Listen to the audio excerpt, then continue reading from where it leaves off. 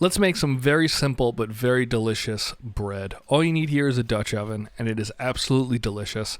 These are the ingredients, very simple. We got some flour, we got rapid rise yeast, we got a little bit of salt, and then we got water that we're going to heat up.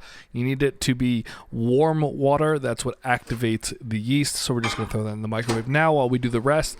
This flour I'm using is not all-purpose flour. It is double O pizza flour. I prefer that when I make bread at home. It gives it a little more like a pizza crust kind of taste. It's chewier, it's a little denser, it doesn't rise as much. If you don't like that kind of vibe in your bread, use regular flour and it'll be totally fine. But now we're just going to mix all these ingredients together briefly. That way when we add the water in, it's all kind of mixed together. And then you want that water at about 110 degrees. Any warmer and you could kill the yeast.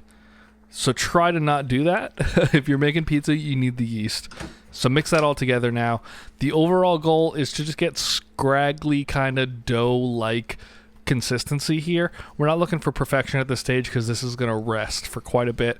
So just mix it together. Once you see it's mostly incorporated, wet your hands a little bit and then dive in there. Just work it a little bit. Just try to make sure everything's incorporated. Get that flour off the side of the bowl that you're doing this in. I wouldn't recommend doing this right on your cutting board yet. Once you do that, grab your spatula, just kind of round it off a little bit, and then we are going to grab some saran wrap or a wet towel. That's totally fine also. Drape it over and let this sit for somewhere between 2 and 3 hours. You want this to really start to develop. Here we are about 2.5 hours later. You can see that there's plenty of air holes. Your yeast is doing its thing. Gluten is developing.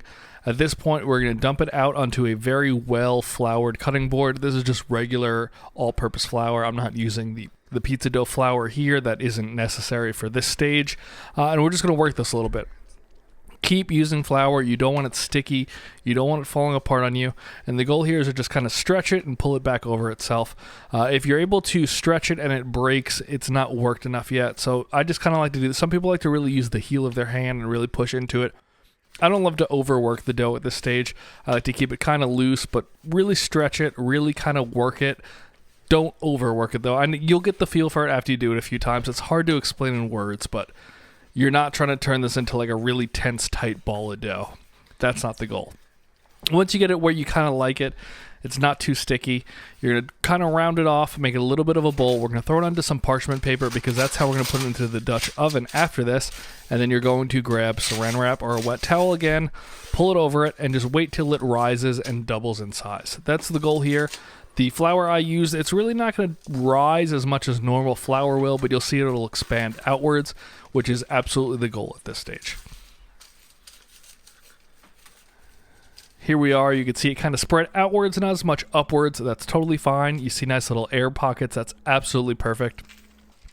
We have the oven preheated to 450 degrees. The Dutch oven was in there while it was preheating. That is very important, so be careful. It is very hot. And then just drop that dough in. Very simple. Throw that lid on, and then throw that back into your oven at 450 degrees for 30 minutes. Once you throw it in for 30 minutes, you're going to take it out, pop that lid off, look at it. You want to make sure it's not burning at this stage. You want to make sure nothing's weird happening. You see it's very slightly browned. It's starting to turn kind of a weird tan color. It's exactly what you're looking for. Feel it a little bit. Make sure it's not too soft. And now we're going to throw it back into the oven uncovered for about another 15 minutes. And that's it. You're done. Look at that. If you want to take it further than that, I like my bread right around that level of brownness. But you can take it a little further than that if you really want to. If you want real crisp, keep it in there for 20-25 minutes. But at this point, we're going to take out that bread. We're going to throw it onto a wire rack. We're going to let it cool off. Take it off of the parchment paper. It'll just help get some air underneath it as well.